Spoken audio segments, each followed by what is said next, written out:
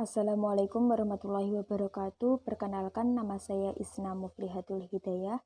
Di sini saya akan mempresentasikan studi pendahuluan dan kajian pustaka. Langsung saja.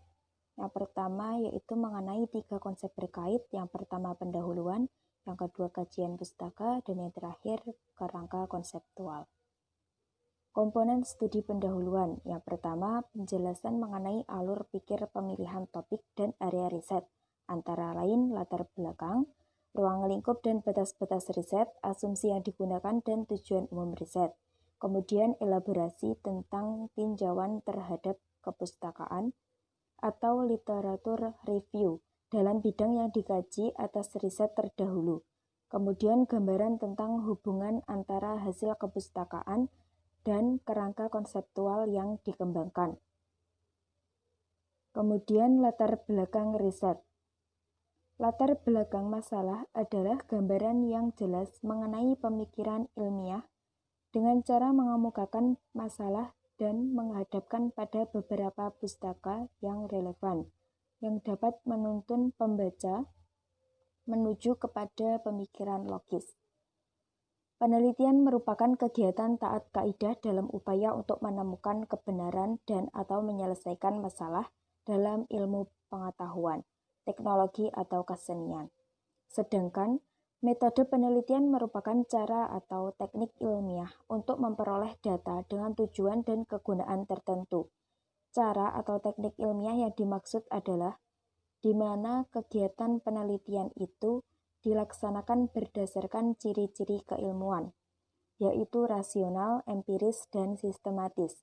Rasional berarti penelitian dilakukan dengan cara yang masuk akal, sehingga terjangkau oleh nalar manusia. Kemudian, ruang lingkup riset. Berdasarkan perspektifnya, ruang lingkup riset secara umum terbagi menjadi 3, yaitu sebagai berikut. Yang pertama, aplikasi dari riset. Berdasarkan dari perspektif dari aplikasi riset yang dilakukan, terdapat 2 pembagian, yaitu yang pertama riset murni, yang kedua riset terapan. Kemudian yang kedua objektif dari riset. Terdiri dari 4, yang pertama riset deskriptif, yang kedua riset eksploratori, yang ketiga riset korelasional, dan yang keempat riset eksplanatori. Kemudian yang ketiga informasi yang dicari. Untuk ruang lingkup ini dibedakan menjadi riset kualitatif dan kuantitatif. Klasifikasi kedua jenis riset tersebut tergantung pada 3 kriteria sebagai berikut. Yang pertama, maksud dari studi. Yang kedua, dengan cara bagaimana variabel dapat diukur. Dan yang terakhir, bagaimana informasi dianalisa. Selanjutnya yaitu asumsi yang digunakan dan tujuan umum riset. Yang pertama, asumsi diartikan sebagai kondisi yang ditetapkan sebagai suatu kebenaran yang berfungsi sebagai konteks sekaligus pembatasan bagi suatu penelitian. Yang kedua, tujuan dilakukan penelitian ialah dapat menggunakan hasil yang diperoleh.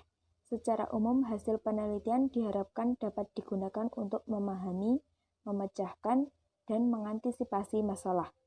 Memahami berarti memperjelas suatu masalah atau informasi yang tidak diketahui dan selanjutnya menjadi tahu. Memecahkan berarti meminimalkan atau menghilangkan masalah. Mengantisipasi berarti mengupayakan agar masalah tidak terjadi. Selanjutnya, langkah-langkah esensial dalam penelitian. Sesuai dengan langkah-langkah berpikir ilmiah, ada sejumlah langkah esensial yang harus dikuasai oleh seorang peneliti.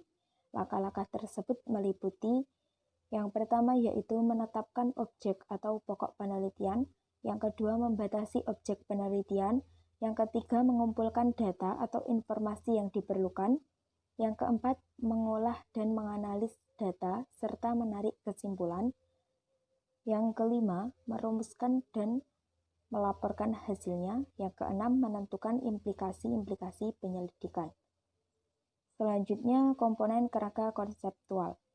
Yang pertama, mengemukakan kerangka teoritis yang dipakai dalam penelitian. Yang kedua, mendeskripsikan hubungan antara masalah yang diteliti dan kerangka konseptual yang dipakai.